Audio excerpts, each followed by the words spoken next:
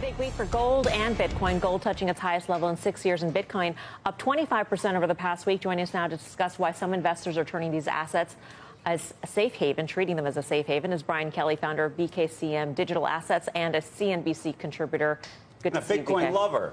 Yeah. Of course. Well, of course. I feel like you know, BKCM Digital Assets. And somewhat biased. Never ask a barber if you need a haircut. Bingo. Right? I asked this of Anthony Pompliano yesterday, and that is, whenever you see, for instance, a drone strike in the Middle East, oil prices go up, and there is a premium to that price. Are we seeing that? Are we seeing a Bitcoin premium in the price right now because of what is going on in Hong Kong plus devaluation concerns? To an extent we are. So for the first time, I've been on this network since 2013 talking about Bitcoin, and every time somebody has asked me whether or not Bitcoin is being traded like a macro kind of asset, I've said no, until this year.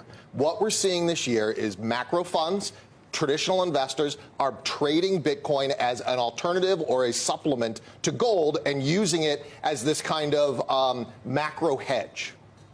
The correlation between Bitcoin and gold also is sort of undeniable. I mean, this is a stat that I pulled out yesterday. The Bitcoin-gold correlation in the past year has been 0.496. In the past 3 months, though, it's gone up to 0.827, implying a much tighter correlation between the two. But you still say it's too far to say that Bitcoin is a safe haven.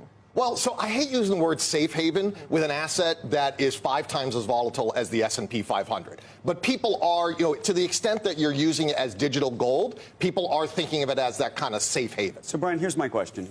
All of this has been happening with the backdrop of China, and there is this sort of assumption at the moment that a lot of this is money that's flowing out of China into Bitcoin. Is it really money flowing out of China, which, by the way, is hard to do? That's not the easiest thing in the world to do. Right. Or is it just the assumption of investors in developed countries saying to themselves, you know what, money should be flowing out of China, or this represents what this could look like in the future when money could flow out of China, therefore I'm going to push the price up, and that's what's really happening? I think that's more than what's happening. I mean, for what we're seeing, we are seeing a lot of activity from Asia, but not necessarily in Bitcoin, in some of the other stable coins, something like a Tether. So you're seeing that, but you're right. It's very difficult to get money out of China. I think it's more speculation. Like a capital flight situation. It's not a capital. It's a speculation about capital flight, right? So the question is, do we have a currency war? Not in the moment, but like in the future.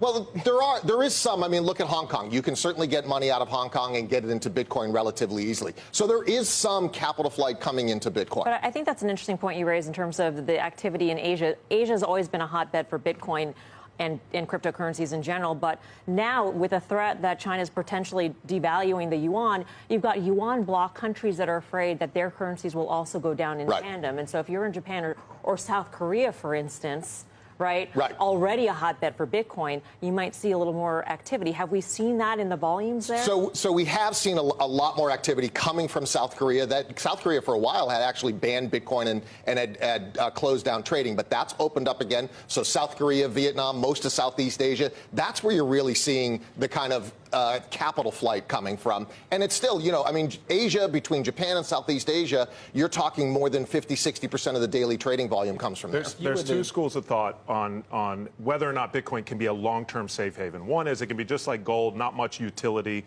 and it can just build confidence. The other is we need to see more utility. It needs to be more than buying fake IDs, drugs, and illicit sex. Which camp do you I've never done that with Bitcoin, but other people. Which camp do you fall in? So, you know what, I look at it as a life cycle analysis, right? So, in 2009, Bitcoin was a startup, and it's kind of gone through this phase. Where we are now is a commodity, much more like gold. Eventually, I think we'll get to the currency stage, and that's what will be used much more of a medium exchange. I do think it can still survive as digital gold. I mean, it's a $200 billion market cap today. Gold is a $10 trillion market cap, right? So even if it took 10%, you're talking about a 5x from here. So I think we will get there. It's just a life cycle. Two questions. You're the central banker for Bitcoin. Do you like the activity where it is now? You wish it was worth less or more, okay, because of the need for it to become prevalent? And then the second question is, you're the central banker for the United States. What do you do to kill Bitcoin? So I'll take the first question. I don't actually. The interesting thing about Bitcoin is the value is whatever the market puts on it, right? It's almost like working capital. How much working capital do you need to run the underlying business or the underlying economy? Right now, the market's telling us you need $200 billion worth of working capital. I would argue that as it grows, we're probably talking about a couple $1 trillion worth of working capital. So I think we have much higher to go in the very short term. Sure, we could drop to 6.